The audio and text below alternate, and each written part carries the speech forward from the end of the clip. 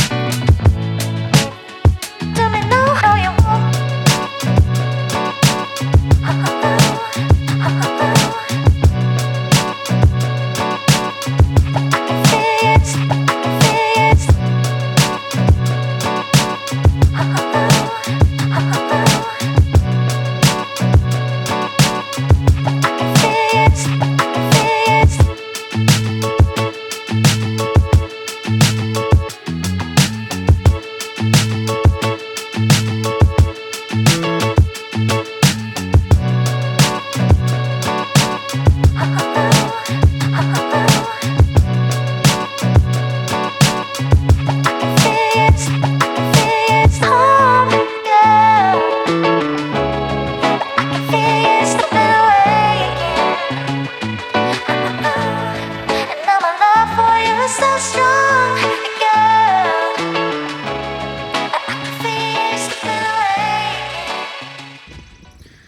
All right, guys, it is Sunday morning and everybody's kind of clearing out of here, as you can see, and I'm about to pack up myself and head home. But before we can do that, I picked the most well-used vehicle out here in the camping area, which happens to be Kelly. So I've known Kelly a little bit now, and he's got his power wagon, and I scoured all over the campground out here trying to find the most used, like obviously used, you know, not super prettied up for the show, kind of, you know, you can tell they get out and use it vehicle. And came down to Kelly. He's definitely the you know, I've been out with Kelly, I know he uses his stuff, but it's definitely one of the most obviously used vehicles out here. I'm sure some of you guys have seen him on a couple different YouTube channels and stuff, and know that he uses it. But you know, and there's multiple vehicles out here that I know that they go out and use them, because I've seen them online, you know, seen them on Facebook groups and stuff. But you know, they're out here and, you know, all buffed up, and you know, all their pinstripes are gone, and you know, Kelly's rig, you can just tell that he gets out and uses it.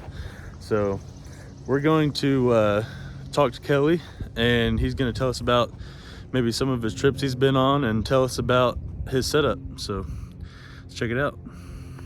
Yeah, hey, Kelly, this is my 75th anniversary Power Wagon. My second Power Wagon. I had a 17 first, and yeah, I've run this one from Arizona to the northernmost point of Maine, and it's I just love getting out on the trail. Between my 17 that I had before this and this one, I've done Elephant Hill, Rim Rocker, Bobby's Hole, Hell's Revenge, the Moab stuff, and the longest single trip I've done is 6 weeks, and the camper has helped with that. I was tent camping until last year when this came along. But I guess kind of my thing is doing Jeep Badge of Honor trails in a 10,000 pound truck, and it looks like I've done those. I've done some of the stuff out in the Ozarks, still have a whole lot more to do out here. This is a beautiful place. The entire Kentucky Adventure Tour, Daniel Boone Backcountry Byway, and just really like getting it out on trails that people think are Jeep only trails. Yeah, for sure. Yeah. Well, tell us a little bit about the truck. Yeah, this one is it's a 21 75th anniversary Power Wagon. Stock, other than it does have Thurin springs on it right now, and Fox shocks, and white knuckle off-road sliders. Other than that, it's completely stock. Nothing's been changed about it. And it's done really well. I am on 37s and AEV wheels, but that's it. Factory, they come with electronic disconnecting front sway bar and front and rear e-lockers, which helps it quite a bit, and the Power Wagons are sprung really light, so it's got a surprising amount of articulation for a full-size truck. Yeah, for sure. We saw that out on the budget trip. Saw it flexing around pretty good. Yeah, it does really well. Yeah, it served me well. My bumpers have paid the price without a doubt. I've got a new rear bumper coming in, and that's another thing. My philosophy: I don't upgrade something until something makes me do it. Right. You know, so like the bumpers, I kept the stock ones. Both the front and the rear are smashed. My rear is really bad now, so that's when I break down and decide, okay, I need to do something else back here, because I've snagged it twice and almost took it off the second time. So yeah, don't do stuff till you know you need it. No unnecessary craziness. Yeah. There's no need to go out and dump thousands and thousands of dollars into something, guessing what your problem is going to be. Go out and let your experience drive how you build your rig. And this is something you and I have talked about. On that budget trip, we saw an Xterra that was pretty much stock, hang with some fairly built vehicles. Right. Yeah, And- for sure. And it just had to do with somebody picking their line and paying attention to what was going on Yep. around them. He did great. Yep. Little good spotting, and Yep. you know, a little experience behind the wheel goes a long way. Yeah, it sure does. So yeah, that's my philosophy is get out there with whatever you have. You'll be surprised what it can do. Right. Yep. Get out there and figure out what you need. Yep. So Moore Expo last year, Skinny Guy approached me about testing on one of their campers, and they had seen previous videos I had done of some of the stuff I do with this truck, and wanted me to try to break their camper. And I've had it on for a year now. We've got well over 100 nights in it, and it is a truck bed camper that sits down on the bed. You still have room for like a deck system or a slide underneath it. Closes up to cab height. 6'4" interior headroom. It's got hot and cold running water, forced air furnace, water flushing toilet, solar, Red Arc Manager 30. It is a self-contained mini RV. The biggest thing I like about it is you can have this off the truck in 10 minutes by yourself. And so you get your truck back. It's not a commitment like some of the other solutions are out there. Dry weight's 1,029 pounds, full of water, which it has 36 gallons of freshwater capacity. It's 1,400, you know, I get my stuff in it, maybe up to 1,500, which is pretty light for what it offers. And I did have to add actually rear airbags to it because the Power Wagons are sprung so light from the factory. They only have a 1,400 pound payload capacity anyway. So I do have Airlifter 5000s. With Daystar cradles, and I do have solenoid independent control of each bag. And that does help me a lot in a lot of the big off-camber stuff because I weigh 10,000 pounds. So I need the extra help when I really start getting into the big angles. All right, Kelly. Well, Tate from Overland Spices gave me a full set of his Overland Spices to give to whoever I picked as the winner for this challenge. So there you Awesome, go. man. There's your set of Overland Spices. Well, thank you, Tate. I appreciate that. I love Overland Spices. But I have to say, the only reason I'm getting this is because you included yourself. Here's, pan that around. This is really the most used rig here. Oh, man. He just has too much integrity to choose himself Well, for it. I can't put up a challenge and choose myself, man. That's not how it works. Well, I choose your rig. So how's that? Well, I guess so, man. I mean, I do use it, so Yeah, you do. you know, we've been out together before, and Yeah. I mean, we both use and abuse our rigs, so Yeah, that's what they're for. Yep, that's what we build them for. Yep. So, well, guys, Moore Expo has been great. It's my first time down here, and met a lot of good people. Saw a lot of people I've met before, and about to pack up and head home. So we'll see you guys on the next one. Yeah.